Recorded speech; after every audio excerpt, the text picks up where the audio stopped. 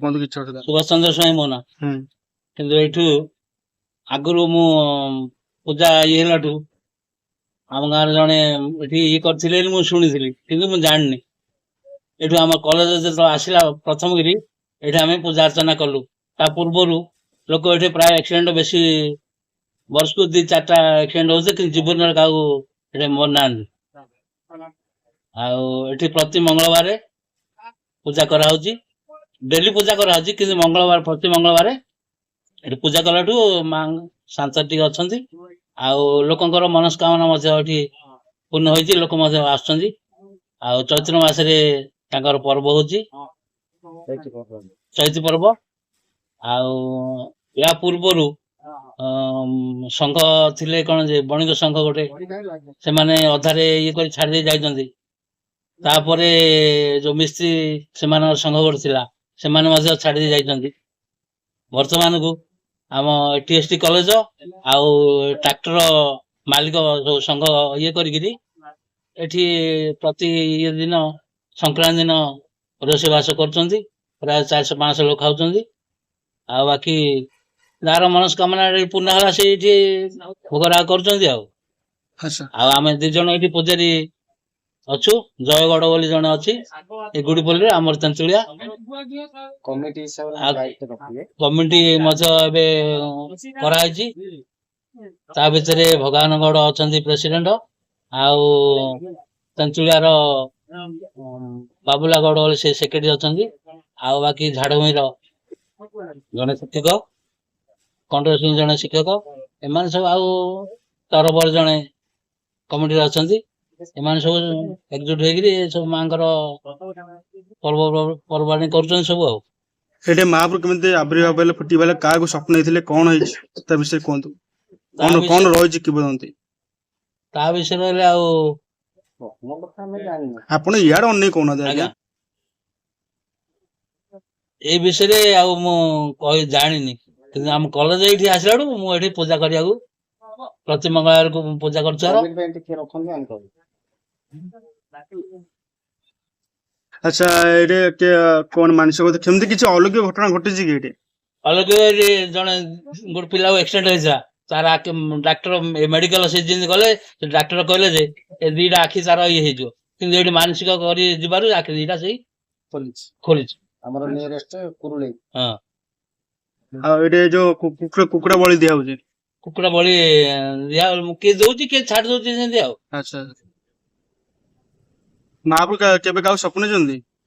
ସେ କଥା ମୁଁ ଜାଣି, କିନ୍ତୁ ଲୋକ କହୁଛନ୍ତି ରାତି 12ଟା ବେଳକୁ ଏପଟେ ଗଲେ ମା ଏଠି ତାଙ୍କୁ ଦେଖା ଦଉଛନ୍ତି। ହଁ। କୋଉ ବୟସ, ବୁଢୀ ରୂପରେ ନା ଏମିତି ଝିଅ, ଛୋଟ ଝିଅ ରୂପରେ? ମାମୁଲି ବୁଢୀ ବୟସରେ। ଆଚ୍ଛା,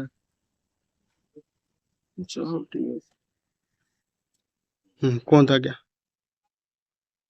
ମୋ ନାଁ ହଉଛି ବାବୁଲାଲ ଗୌଡ଼, ଯୋଉଟା କି ବର୍ତ୍ତମାନ ଆମର ମା ଭୂୟାଣୀ ପୀଠ ତେନ୍ତୁଳିଆର ବର୍ତ୍ତମାନ ଆମେ କମିଟି ସବୁ ବୃନ୍ଦ ଆମେ ଅଛୁ।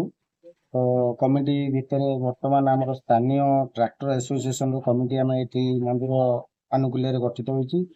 ତ ଦୀର୍ଘ ଏଇ କମିଟି ଗଠନ ହେବାର 2 ବର୍ଷ ହେଲା। ତ ତା ପୂର୍ବରୁ ଆମର ମାନେ TST କଲେଜ ଦ୍ୱାରା କିଛି ଉନ୍ନତି ହେଇଛି ମନ୍ଦିରର।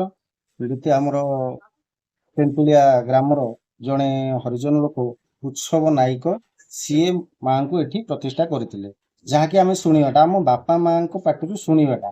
କିନ୍ତୁ ତା ପରବର୍ତ୍ତୀ ଅବସ୍ଥାରେ କଲେଜ ଯେତେବେଳେ ବିଡିପୁର ବସଷ୍ଟାଣ୍ଡରୁ ଏଠିକି ଆସିଲା, ସେଠି ଆମର 2 ଜଣ ଆଟେଣ୍ଡାଣ୍ଟକୁ କଲେଜ ଅନୁକୂଲ୍ୟରେ ଏଠି ପୂଜାଳି ଦାୟିତ୍ୱରେ ରହିଲେ। ତ ସେଇ ପୂଜାଳି ରହିବା ପରେ ଏଠି କିଛି ମିସ୍ତ୍ରୀ ମାନେ ଗୋଟେ ସଂଘ କରିଥିଲେ, କିନ୍ତୁ ତାର ଅଧାରେ ସିଏ ବିଘଟନ ହେଲା। ତାପରେ ବଢେଇ ମାନେ ଗୋଟେ ଟିମ୍ ହେଲେ, ସେମାନେ ବି ଅଧାରେ ରହିଲେ। କିନ୍ତୁ ବର୍ତ୍ତମାନ ଗୋଟେ 18 ମାସ ହେଲା ଆମର ଟ୍ରାକ୍ଟର ଆସୋସିଏସନ ମାଧ୍ୟମରେ ବର୍ତ୍ତମାନ ମାଙ୍କ ପୀଠରେ ପ୍ରତି ସଂକ୍ରାନ୍ତିରେ ପ୍ରତ୍ୟେକ ଗାଡି ବାଲା ଗୋଟେ ରୋଷେଇର ଆୟୋଜନ ରଖାଯାଇଛି। ତ ସଙ୍ଗେ ଆଉ ଯାହାର ଯେମିତି ମାନେ ବାହାରି ଲୋକ କାହାର କିଛି ମାନସିକ ରହିଲା, ମାନେ ସେ ଲୋକ ବି ରୋଷେଇ ଆମେ ଗାଡି ବାଲାକୁ ରଖି ଅନ୍ୟ ଲୋକକୁ ବି ସୁଯୋଗ ଦେଇଥାଉଛୁ।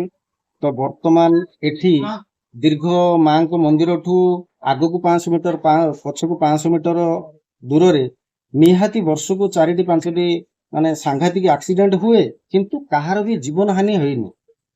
ତ ସେଇ ପରିପ୍ରେକ୍ଷୀରେ ବର୍ତ୍ତମାନ ଗୋଟେ 18 ମାସ ହେଲା ମାଙ୍କର ପୂଜାର୍ଚ୍ଚନା ମାନେ ଅଧିକା ହେବା ସତ୍ତ୍ୱେ ବର୍ତ୍ତମାନ କାହାର କିଛି ବିଘଟନ ଘଟୁନାହିଁ। ସିଧା ରୋଡରେ ଗାଡି ଯାଏ କିନ୍ତୁ ତାର ଷ୍ଟେରିଂ ଫେଲ୍ କରିଦିଏ। ବର୍ତ୍ତମାନ ଏଠି ଆମର ପ୍ରତି ମଙ୍ଗଳବାରେ ମାନେ ଆମର ଚୈତ୍ର ମାସରେ ମଙ୍ଗଳବାରେ ବୋଦା ପକା ଯିଏ ଯାହାର ମାନସିକ ଆମର ଜନ୍ମଦିନ ଭୋଜି, ତ ବିଭିନ୍ନ ପ୍ରକାର ମାନେ ମାସକୁ 3ଟା 4ଟା ଭୋଜି ହେଇଥାଏ। ତ ବର୍ତ୍ତମାନ ମାଙ୍କର କୃପା ଏତିକି, ଯୋଉଟା କି ଶ୍ରଦ୍ଧାଳୁ ମାନଙ୍କୁ ପ୍ରତି ସଂକ୍ରାନ୍ତିରେ ଆମେ ରୋଷେଇ ଦବା ପାଇଁ ଗୋଟେ 4-5 ମାସ ପର୍ଯ୍ୟନ୍ତ ଅପେକ୍ଷା କରିବାକୁ ପଡୁଛି।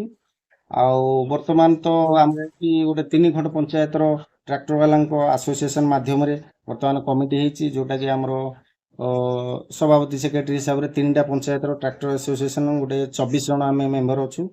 ତ ସେଇ ଭିତରେ ବର୍ତ୍ତମାନ ମନ୍ଦିରର ଉନ୍ନତି ସକାଶେ ଚାଲିଛି।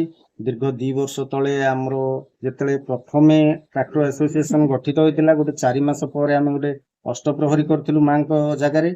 ତତ୍ସଙ୍ଗେ ସଙ୍ଗେ ପ୍ରତିବର୍ଷ ଚୈତ୍ର ମାସରେ ଚୈତି ପର୍ବ କରୁଛୁ। ତ ବର୍ତ୍ତମାନ ଏଇ ପ୍ରକାର ଆମର 18 ମାସ ବିତିଲାଣି। ତ ଦେଖାଯାଉ ମାଙ୍କ କୃପା କେତେ ଦୂର ଅଛି, ଯାହାକି ଆମର ଭକ୍ତଙ୍କୁ କିପରି କୃପା ଦଉଛନ୍ତି। ଧନ୍ୟବାଦ।